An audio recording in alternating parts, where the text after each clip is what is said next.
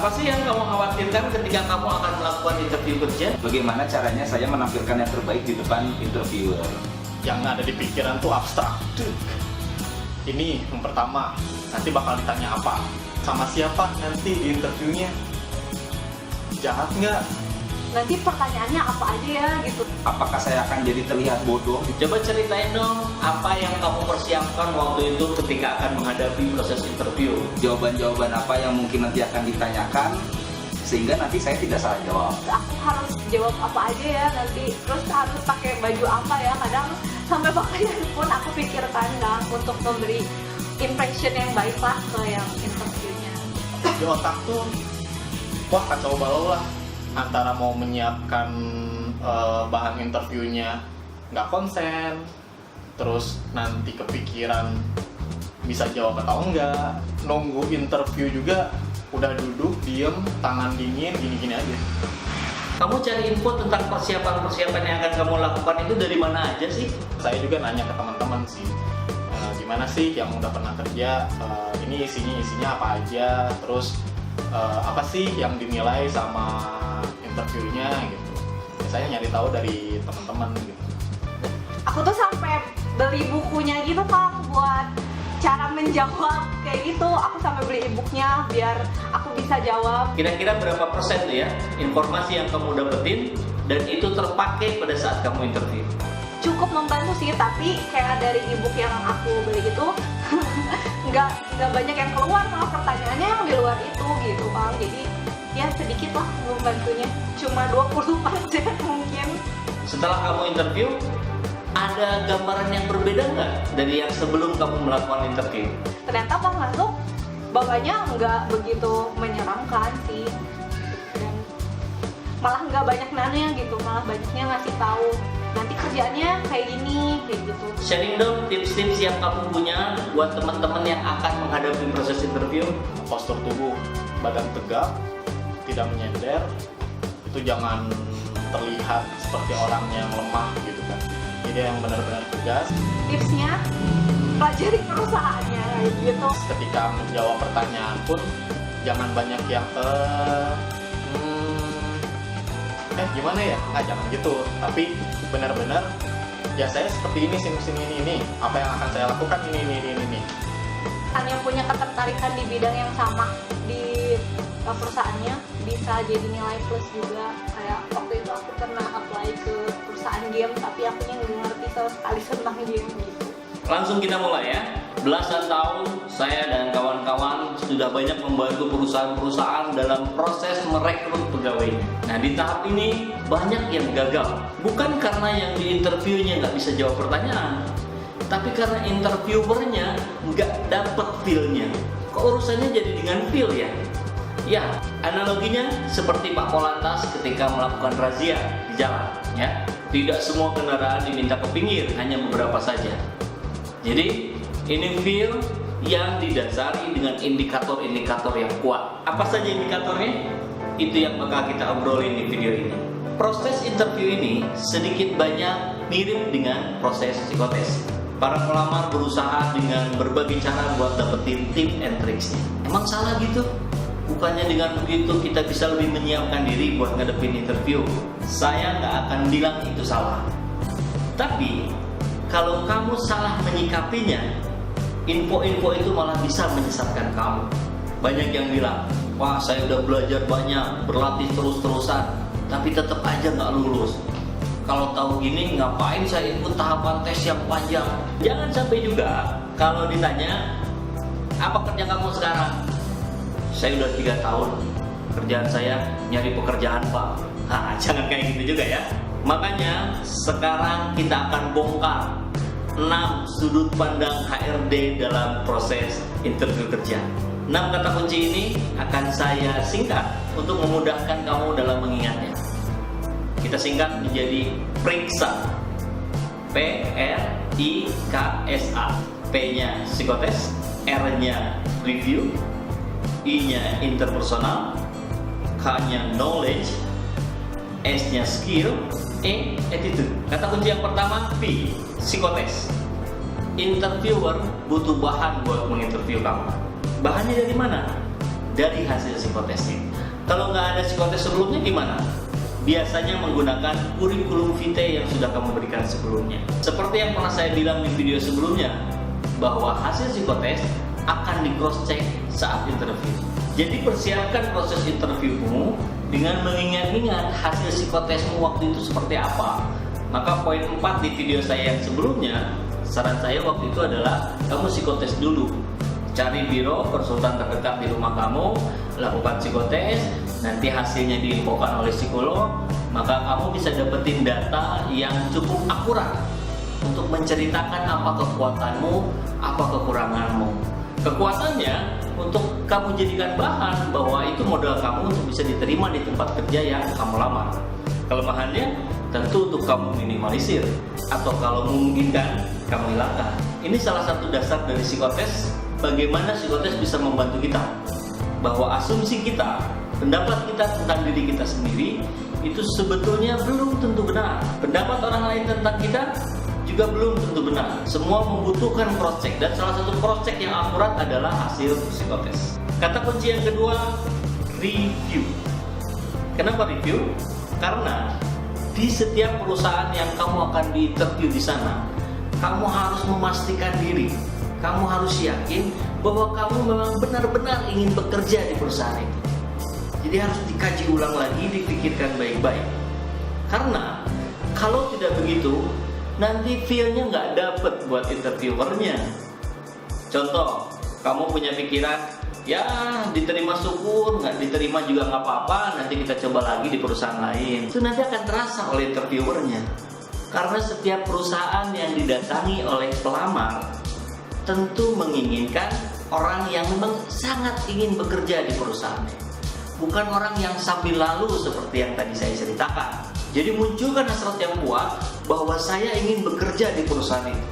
Pak, gimana kalau ternyata hasrat saya sudah kuat, ternyata nggak lulus? Kan sakit hati, Pak. Nah, pikiran kita harus positif, so. Begini prinsipnya, so. Pikiran itu punya saya. Jadi, sayalah yang harus mengendalikan pikiran saya, bukan pikiran yang mengendalikan saya. Jadi, di mindset kita, keyakinan terhadap sesuatu dan takdir Allah itu dua hal yang berbeda. Yakin terhadap apa yang sedang kita upayakan itu adalah syarat mutlak agar usahanya menjadi maksimal. Kalau nggak yakin, bakal nurunin puluhan % dari usaha yang bisa kita lakukan. Jadi, kalau kamu ternyata nggak diterima, itu artinya kamu punya peluang untuk memperbaiki persiapan-persiapannya. Karena setiap hasil pasti bisa dievaluasi, pasti bisa kita lihat yang sudah baiknya apa, yang bisa dikembangkannya apa. Kata kunci yang ketiga, interpersonal. Kamu pasti sudah sering lihat info-info lowongan pekerjaan, persyaratannya apa saja, dan biasanya ada syarat-syarat yang memunculkan kurang lebih seperti punya motivasi tinggi untuk maju dan berkarya, memiliki kemampuan relasi yang baik, memiliki kemampuan untuk bekerja sama dalam tim, dan sebagainya. Yang itu semua merupakan bagian dari interpersonal. Jadi, interpersonalmu juga harus dikembangkan. Pembahasan tentang kemampuan interpersonal tentu tidak bisa dibahas di sini. Nanti kita akan buat video khusus yang membahas tentang itu ya. Tapi intinya, kenapa interpersonal ini harus disiapkan? Karena itu akan terlihat saat interview nanti. Kelihatannya dari mana, Pak? Dari bahasa yang digunakan, intonasinya, sorot matanya, dan bahasa tubuh yang lainnya. So, kalau kamu tetap pengen mempelajari dari buku-buku, dari internet, dari YouTube, silakan pelajari seadanya. Kemudian nanti fokuskan kembali pada jati dirimu yang sebenarnya. Yang keempat sampai keenam ini merupakan sebuah paket. KSA, Knowledge, Skill, Attitude. Apapun makanannya, minumnya teh botol. Nah, kurang lebih seperti itulah. Apapun jabatannya, siapapun kandidatnya, fresh graduate atau experience, kemudian apapun pertanyaannya, itu semua interviewer akan menggunakan pendekatan KSA tadi. Knowledge, skill, attitude. Knowledge atau pengetahuan mengenai pekerjaan itu, skill, kemampuan mengerjakannya, dan attitude, bagaimana cara dia menyelesaikan pekerjaan itu dengan lebih baik. Knowledge merupakan hal yang paling dasar buat bekerja. Jika kamu nggak tahu, maka kamu nggak mampu. Selesai.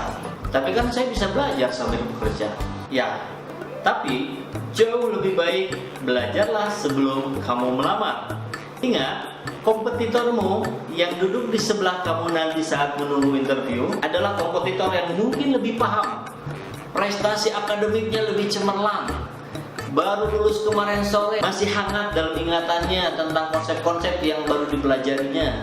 Di interview, banyak sekali pertanyaan-pertanyaan tentang apa Anda tahu tentang, coba ceritakan tentang, apakah Anda pernah mendengar tentang, dan sebagainya. Nah, buat ngadepin tipe pertanyaan seperti itu, sebenarnya mudah. Kamu kan pasti pernah ujian lisan sama dosenmu atau sama gurumu. Nah, kurang lebih sama. Jawablah dengan sejelas-jelasnya. Persiapkan dirimu, pelajari perusahaan yang kamu lamar sebaik-baiknya, searching di internet, itu wajib hukumnya. Dan yang harus kamu ingat, informasi yang kamu pernah tulis di CV-mu itu harus benar-benar bisa dipertanggungjawabkan. Misalnya, kamu menuliskan bahwa saya mampu menggunakan Microsoft Office. Terus kalau ditanya oleh interviewernya, apa yang kamu kuasai dari Office itu? Maka jangan menjawab sum, average, count, sum, itu udah ya. Nah, walaupun itu hanya formula dasar, tapi kalau kamu bisa kemas bahasanya dengan lebih jelas, itu akan lebih baik. Sum itu untuk menjumlahkan, average untuk mencari rata-rata, count untuk menghitung berapa banyaknya data. Itu sih yang paling sering saya pakai. Nah, tentu akan beda. Kata kunci yang kelima, skill. Biasanya pertanyaan-pertanyaan berikutnya akan mulai mengarah pada skill ini. Kalau prinsip di skill ini adalah jika mampu, seharusnya tahu. Tapi masalahnya, nggak semua orang yang mampu itu ternyata tahu. Mau bukti? Contoh nih, tukang bangunan. Dia sudah sangat terbiasa puluhan tahun jadi tukang bangunan. Sudah bikin banyak gedung, banyak rumah. Tapi kalau kita tanya, Pak, itu bangunan yang 3 meter kali 3 meter, kira-kira butuh bata berapa banyak? Sepanjang pengalaman saya biasanya, jawabannya itu nggak tahu, Pak. Jadi memang ada pendapat juga. Kan kalau sudah mampu, mestinya sudah selesai. So, skill with knowledge. Mungkin, tapi jangan salah kaprah. Orang yang mampu dan tahu itu tentu jauh lebih baik dibandingkan yang mampu tapi tidak tahu. Saya yakin dia pasti akan lebih disayang mandornya, karena dia bisa merencanakan, dia bisa memecahkan masalah, dan dia bisa mengaplikasikannya. Oke, kembali lagi ke proses interview. Lantas bagaimana nih triknya ketika kita menjawab pertanyaan-pertanyaan yang ada di wilayah skill? Ingat prinsipnya, jika mampu seharusnya tahu. Jadi yang perlu kamu sampaikan adalah bukti bahwa kamu pernah menggunakan skill itu. Jadi triknya, berikan fakta, ceritakan pengalaman. Bagaimana kalau fresh graduate? Ini repot. Kenapa? Karena kan belum punya pengalaman ya. Tapi tentu ada triknya ya. Jadi triknya adalah kamu ceritakan saja secara jujur kalau ada pertanyaan dari interviewer tentang kemampuan yang memang belum pernah kamu miliki. Jawab saja bahwa saya belum pernah memiliki kemampuan itu, tapi ceritakan analogi yang mirip atau bisa didekatkan dengan kemampuan itu. Contoh, kalau interviewernya bertanya, pernah pengalaman jual mobil? Yang belum punya pengalaman tentu jawabnya belum. Belum, Pak, saya belum pernah punya pengalaman menjual mobil. Tapi saya pernah memiliki pengalaman sebagai penghimpun dana di kegiatan-kegiatan kampus. Dan itu berhasil saya lakukan dengan bla bla bla bla dan seterusnya. Nah, jawaban-jawaban yang seperti itu mungkin saja tidak memuaskan interviewer. Tapi minimal interviewer jadi tahu bahwa saya punya kemampuan, punya pemahaman tentang hal itu. Sekarang bagaimana kalau kamu benar-benar gak punya pengalaman sedikit pun tentang kemampuan yang ditanyakan oleh interviewer tadi? Ingat pada prinsip yang tadi, jika tidak tahu, maka tidak mampu. Sekarang diasumsikan bahwa kita memang tidak mampu karena memang belum punya pengalaman itu. Tapi saya tahu, maka mungkin saya mampu. Maka triknya adalah berikan jawaban yang menunjukkan bahwa kamu tahu walaupun kamu belum punya pengalaman. Contoh dengan pertanyaan yang tadi tentang kemampuan menjual mobil. Kamu bisa jawab, ya Pak, saya belum punya pengalaman itu, tapi saya sudah ngobrol-ngobrol dengan banyak orang yang sudah bekerja menjadi sales mobil, dengan orang-orang senior-senior saya di kampus, dan saya mendapatkan informasi bahwa teknik menjual mobil itu adalah begini, dan diceritakan sebanyak-banyaknya yang kamu tahu. Jika tak tahu, maka tak mampu. Maka jawaban yang seperti tadi menunjukkan bahwa kamu tahu, maka mungkin kamu mampu. Oke, kata kunci yang terakhir adalah attitude. Menghadapi proses interview yang menggali attitude, biasanya ini yang paling sulit karena ini mengenai pembawaan diri kita. Jadi proses interviewnya bukan lagi mengenai knowledge yang bisa dipelajari, bukan lagi mengenai skill yang bisa dilatih, tetapi justru mengenai sikap yang secara sadar atau tidak sadar kita tampilkan. Seorang interviewer yang terlatih, mereka sangat peka untuk melihat bagaimana cara kita bicara, bagaimana cara kita berjalan, bagaimana cara kita berjabat tangan, dan segala gerak-gerik lainnya yang bahkan tanpa pertanyaan sekalipun seorang interviewer bisa melihat dan mengamati dengan cermat. Tapi tenang, bukannya tidak ada trik yang bisa kita lakukan untuk menghadapi ini. Yang pertama, sikap itu kan selalu kita tampilkan baik secara sadar maupun tidak sadar. Nah, sekarang yang berbahaya adalah yang tidak sadar. Kenapa? Karena tidak bisa kita kendalikan. Betul? Maka yang pertama adalah upayakan dirimu sadar sesadar-sadarnya bahwa ketika pertama kali kamu berjumpa dengan seorang interviewer, maka saat itu juga kamu sedang diamati. Yang kedua, kendalikan sikap kamu. Caranya memang mau nggak mau kamu harus punya kemampuan, harus punya pengetahuan tentang bagaimana cara mengendalikan sikap itu. Dan itu tentu nggak bisa dibahas di video ini. Kita bahas di video yang lainnya khusus tentang itu. Yang pasti kuncinya adalah etika profesional dan non-verbal communication. Saran saya sekarang adalah segera cari tahu kedua hal tersebut sehingga kamu bisa menunjukkan etika profesional yang baik dan non-verbal communication kamu bisa kamu tampilkan dengan lebih tepat. Intinya, dalam belajar mengendalikan sikap tentu tidak bisa langsung jadi. Anda perlu terus bereksperimen. Pelajari dirimu, pelajari temanmu, pelajari kompetitormu, bagaimana mereka bersikap. Bagaimana kesan Anda terhadap mereka? Kalau kesan Anda baik terhadap mereka, maka tentu itu adalah indikator bahwa perilaku-perilakunya patut Anda tiru.